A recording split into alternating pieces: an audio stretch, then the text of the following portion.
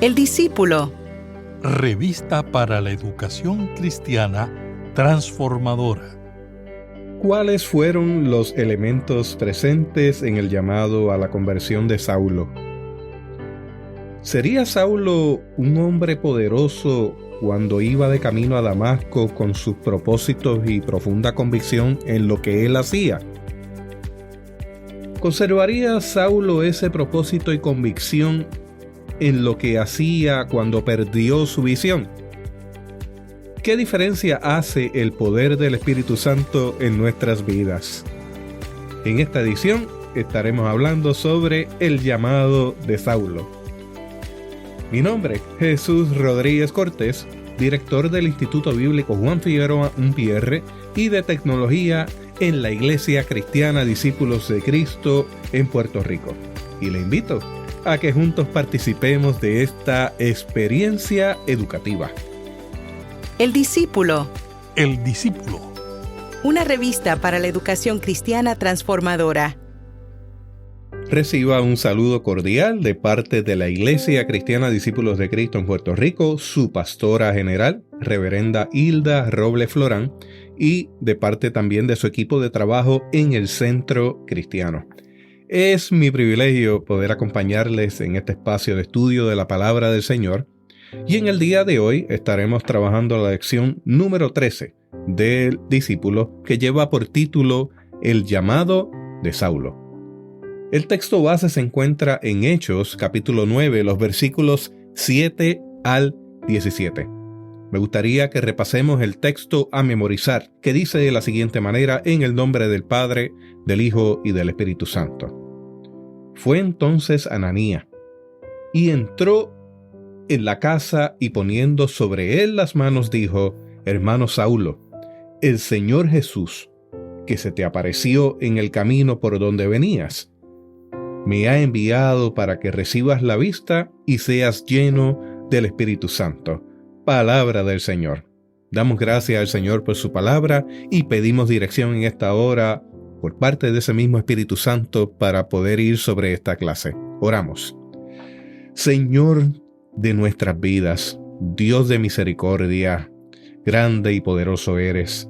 En esta hora venimos delante de ti, pidiendo que nos reveles por medio del Espíritu Santo tu propósito, a través de esta palabra que se torna viva y eficaz a nuestras vidas.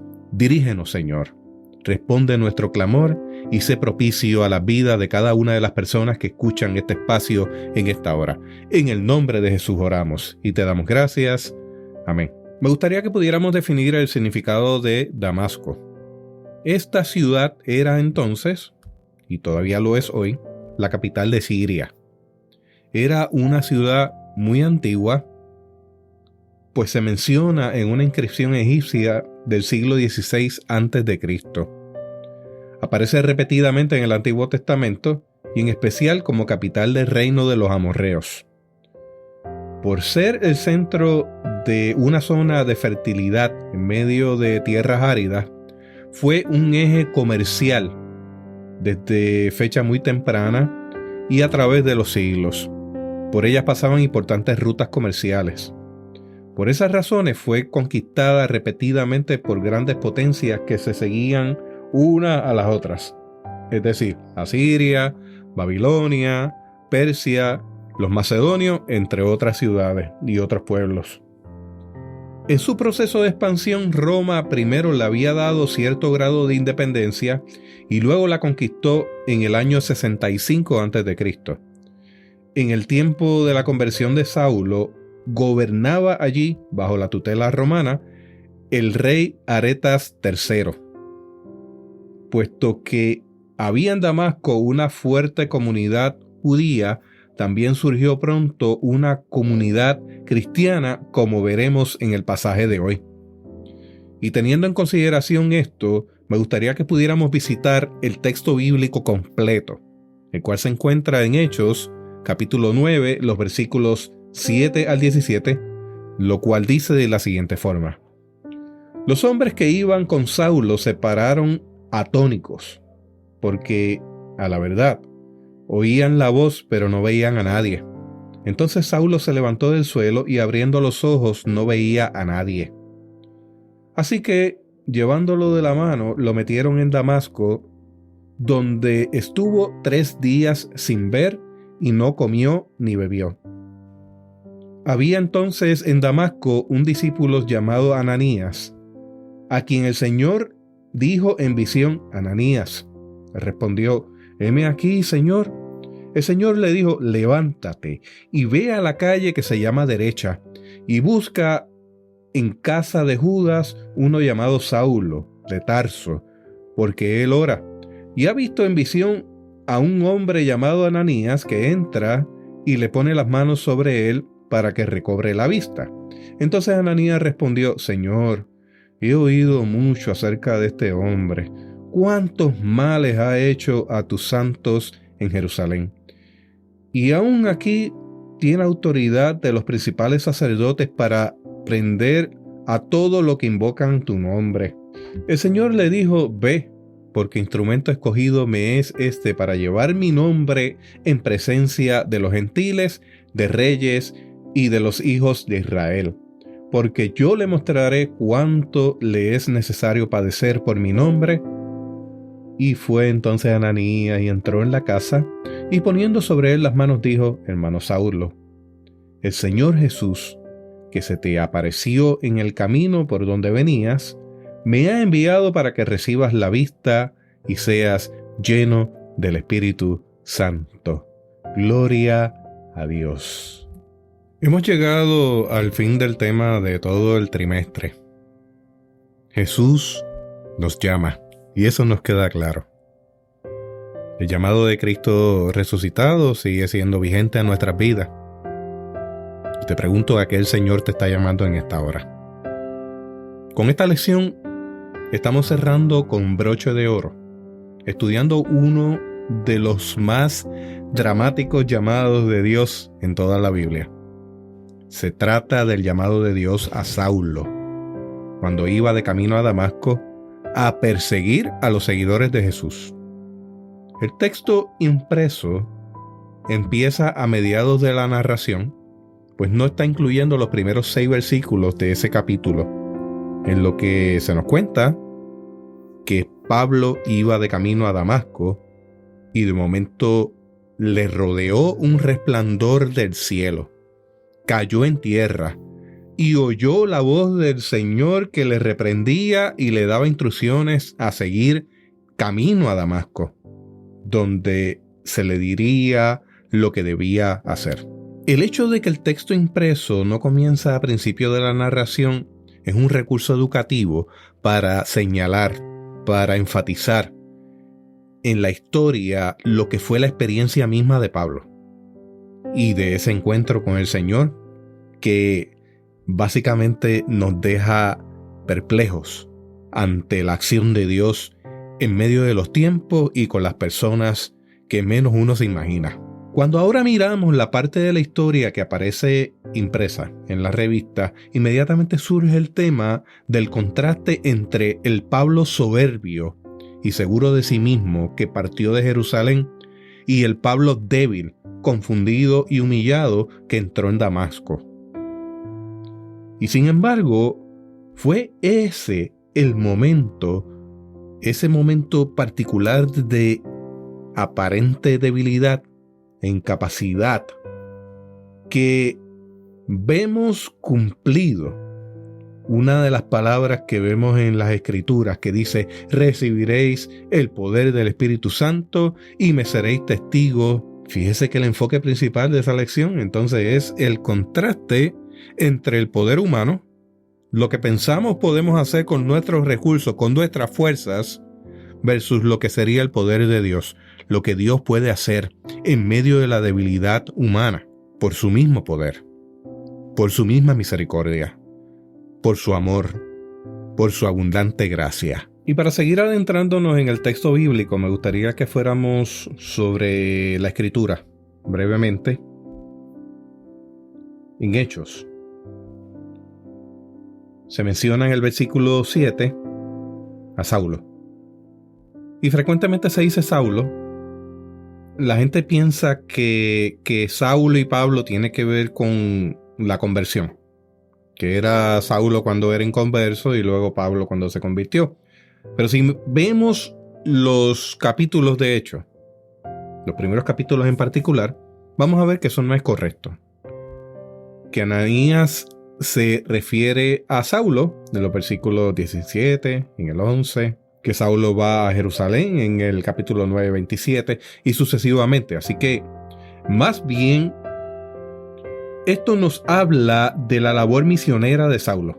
O sea, que nos referimos a Saulo, nos referimos a Pablo. Lo que sucede es que en aquellos tiempos tenemos diferentes contextos. Entre ellos, el contexto romano, donde tenemos una lengua nativa que es el latín y el griego. Así que Saulo llevaba ese nombre arameo, en honor al único rey de Israel que procede de esa tribu, que es la de Benjamín. Pero cuando se encontraba en el ambiente mayormente greco-romano, vamos a ver que su labor misionera, que en sus cartas va a utilizar el nombre de Pablo. En resumen, los dos nombres no tienen que ver con el antes y el después de su conversión, sino con su misión. Los hombres que iban con Saulo se pararon atónicos, nos dice el texto bíblico.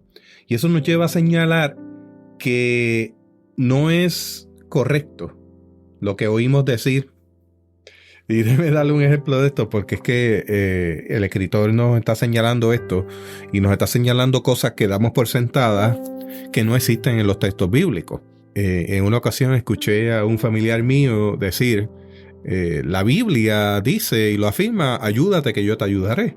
Eso no lo dice en ningún lado, es algo que está en la tradición oral y que las personas pues siguen repitiendo y en ocasiones se asienta como algo verídico que sale del texto bíblico. Pues mire, el autor de esta lección nos está diciendo que repetidamente oímos decir que Pablo se cayó del caballo, pero en ninguna de las narraciones bíblicas acerca de la conversión de Pablo habla de un caballo. Y en aquel tiempo pocas personas viajaban a caballo, sino que lo hacían a pie. Así que puede ser que haya ido a caballo, pero no es un hecho que se pueda corroborar. Comenzamos en 3, 2, 1.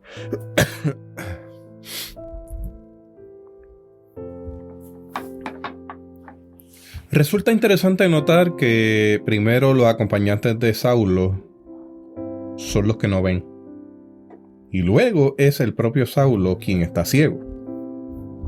En el versículo 8 nos dice llevándolo de la mano. Fíjese que aquel soberbio Saulo, que salió respirando amenazas y muertes en el primer versículo, ahora en el versículo 10 tiene que ser llevado de la mano. Y aquí vemos a Ananías. Ananías entra en el juego, en esta narrativa, como alguien que reconocía a Saulo como uno de sus más acérrimos enemigos, porque era enemigo de los cristianos. Y allí, en el versículo 11 y 12, vemos que la instrucción es ir a la calle que se llama derecha. Existe una calle que se llama derecha, en lo que sería al día de hoy esa región de Damasco. Pero no necesariamente las estructuras que están allí a nivel de turismo, pues respondan a la casa donde en efecto estuvo Pablo. Lo cierto es que Pablo se hospedaba en medio de aquella situación que le aquejaba. Había perdido la visión. Y Ananías mostraba cierta reserva en llegar hasta allí, porque aquel era el que había perseguido a los santos. Sin embargo, Dios le dice, en el versículo 15 y 16, para llevar mi nombre en presencia de los gentiles, de reyes y de los hijos de Israel. Y eso es un anuncio de lo que Lucas nos diría más adelante en el resto de los hechos, donde Pablo tiene ocasión de testificar ante judíos, gentiles y hasta reyes. Le es necesario entonces padecer en mi nombre. Pablo está ciego. Su edificio religioso, toda la estructura que se había formado, todos los supuestos, todo lo que tenía resuelto se había derrumbado y tendría que reconstruirlo. ¿Cuántas veces nos ha pasado eso en la vida? Que pensamos que tenemos algo resuelto y de momento se nos hace sal y agua. ¿Y qué hacemos ahora? Pues miren, no nos queda de otra que confiar en el poder restaurador de Dios y permitir que Él dé paso, no solamente a la restauración, sino al reenfocar en nuestra visión de lo que es su voluntad. ¿Quién diría, verdad? Que hoy quienes piensan que si somos fieles no vamos a tener problemas. Pues mire, seguimos padeciendo. Sin embargo, también confiando. Hermano Saulo, Ananías, quien por serias razones había mostrado renuente de ir a donde Saulo, ahora le llama hermano. Eso nos habla del obrar de Dios en múltiples direcciones. Está trabajando con Saulo, pero a la vez también está trabajando con Ananías, quien tenía un fuerte rencor, quien tenía de alguna manera algo en contra de aquel que había amenazado a sus hermanos y hermanas. No le dijo hermano porque tenga una amistad, le dijo hermano porque Dios le dijo que tenía planes con Saulo y le llamó para que fuera a verlo y le devolviera la vista. Así que son hermanos, no porque estén particularmente cómodos el uno con el otro, aunque deberían estarlo, sino porque son parte de un mismo pueblo de Dios y ambos son siervos del mismo Señor, a quien les ha dado parte en sus designios divinos. ¡Qué gran lección! ¡Qué gran lección! Quiera Dios que podamos replicar esto en cada área de nuestra vida, tanto a nivel de la iglesia, en nuestra hermandad, en nuestra familia, en donde quiera nos movamos. Que podamos entender que a pesar de nuestras diferencias, Dios nos convoca y nos dirige a trabajar en unidad. Bendito sea el nombre del Señor. A manera de cierre para esta lección, afirmamos sin duda alguna de que Jesús nos llama. Ese ha sido el tema general que nos ha ocupado durante todo el trimestre. Y hoy hemos estudiado ese pasaje dramático donde Dios mismo hace un llamado a Pablo de camino a Damasco. De ese llamado surge el ministerio más influyente a nivel de cristianismo en todos los tiempos de la historia y de los siglos de la iglesia. Ese es un llamado dramático y radical. Pero en cierto sentido, no es un llamado glorioso, con muchas luces, con muchas bengalas. Aquí tenemos a un hombre soberbio y seguro de sí mismo que viaja armado de documentos legales y oficiales que le dan autoridad para hacer cumplir su voluntad y que de momento cae desplomado. Cuando se levanta, aquel hombre soberbio y poderoso ha perdido la vista y por lo tanto el poder de valerse por sí mismo. Necesita que alguno de sus acompañantes le lleven de la mano como a un niño indefenso. Y eso es como si de repente hubiera chocado con una pared. Su mundo se vino abajo. Sus papeles ya no valen nada. Sus glorias pasadas son motivos de vergüenza. Ahora tendrá que ser seguidor del mismo Jesús de Nazaret, a cuyos seguidores hasta en ese momento había perseguido. El choque es tan radical que por 3 días, ciego y confundido, ni siquiera podía comer ni beber. Y eso nos deja de frente con una gran verdad, que ha perdido todo el poder y toda la autoridad que antes gozaba. Y a partir de ese entonces, quien había sido el perseguidor será perseguido. Más adelante tendrá que referirse a su nueva condición diciendo: en trabajos más abundantes, en azotes sin número, en cárceles, más en peligro de muerte muchas veces. De judío 5 veces he recibido 40 azotes menos 1. 3 veces he sido azotado con vara, 1 vez apedreado, 3 veces padecido naufragio, 1 noche y 1 día he sido náufrago en alta mar. Y el pasaje continúa con más calamidades y peligros. Pero ese mismo Pablo también declara en esa misma carta: cuando soy débil, entonces soy fuerte. Cuando leemos esto, pensamos que se trata de lo que en el dicho común llamamos hacer de tripas corazones. Y esto quiere decir que podemos sobreponernos ante nuestras propias dificultades y debilidades, pero no por nuestra fuerza, es por la fuerza que el Señor da, la dirección que el Señor da. Pablo quiere decir que es mucho más que eso, y no es cuestión de que él se sobreponga a sus debilidades. Es más bien que en sus debilidades y sufrimientos encuentra el poder de Dios. Aquel Saulo se hizo poderoso no porque tuviera papeles firmados por las autoridades o porque fuera valiente, sino porque se vio ciego e indefenso al toparse con un poder mucho mayor del que cualquier autoridad le puede conferir. Cualquier cargo o cualquier documento. Así que en todo este trimestre hemos estado estudiando ese llamado de Jesús. La experiencia de Saulo nos recuerda que en esa convocatoria no es tener poder como el que se tiene en la sociedad. Es tener el poder de Dios.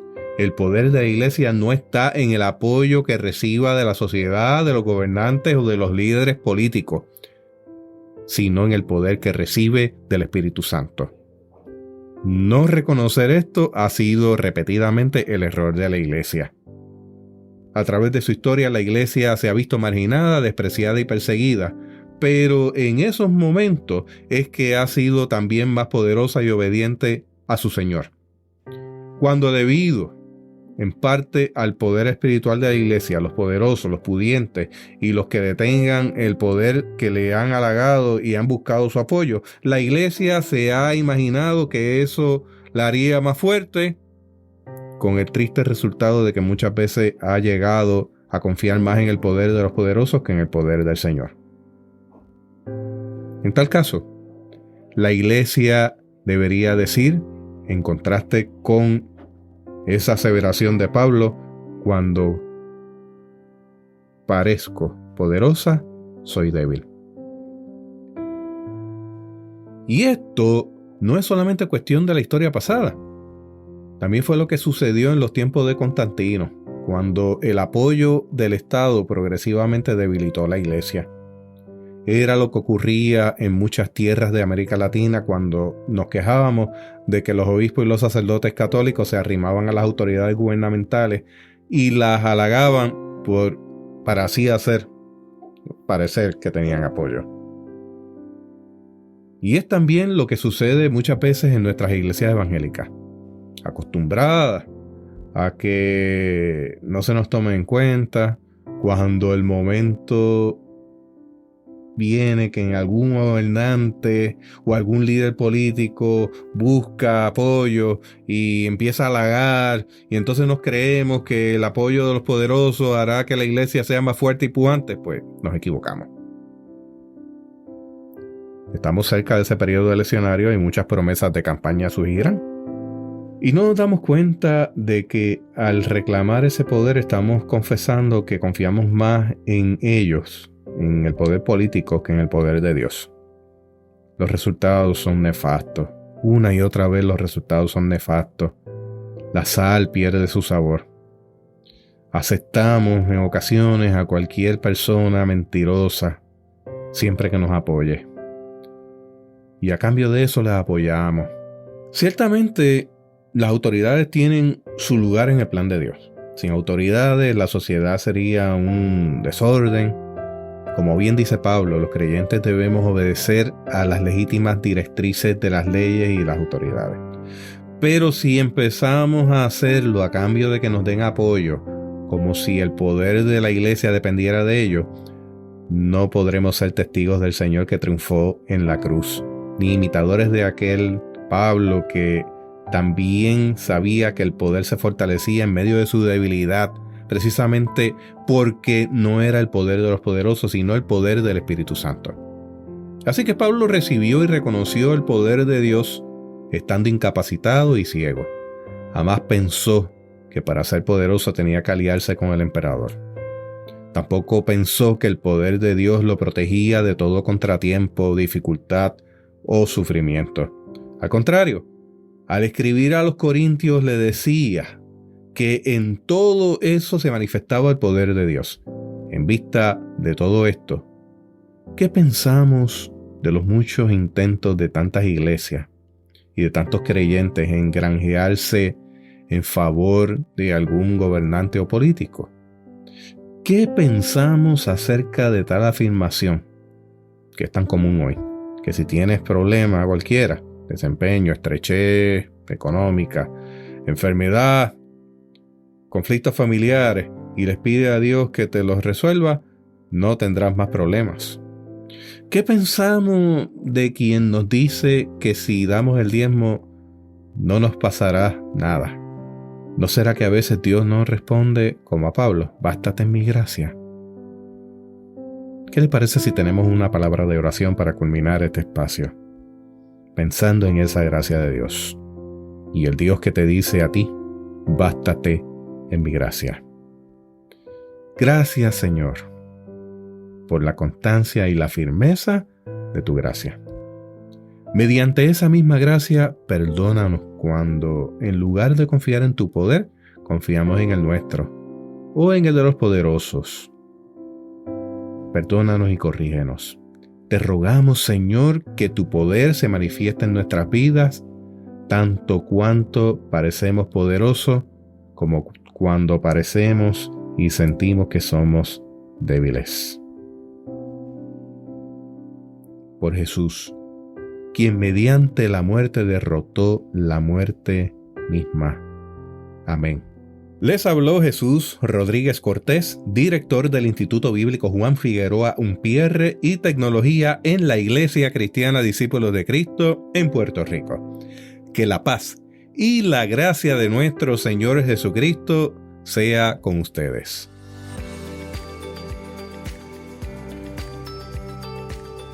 Gracias por escuchar El Discípulo. Revista para la educación cristiana transformadora.